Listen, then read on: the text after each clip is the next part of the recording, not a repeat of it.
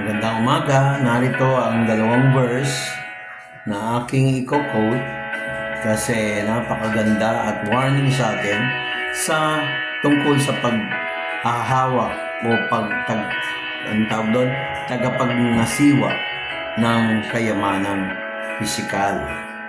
Ang sabi, mas mabuti ang kaunti na may takot kay Yahweh kaysa sa labis na kayamanan na may kaguluhan. Pangalawa, sabi rin sa Proverbs 10:22, ang mabuting kaloob ni Yahweh ay nagdadala ng kayamanan at hindi ito nagdadagdag ng sakit. Magandang umaga, ito po'y paalala sa atin. Sa Ingles, Proverbs 15:16 is a reminder. I will quote, "Better is little with the fear of the Lord than great treasure and trouble therein." Proverbs 10:22, "The blessing of the Lord, it makes rich, and adds no sorrow in it."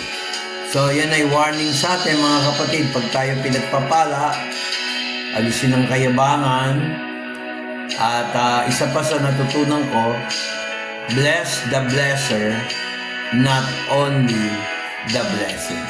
Pagpalain ang nagpapala kaysa yung pagpapala lamang. Magandang umaga. Bye-bye.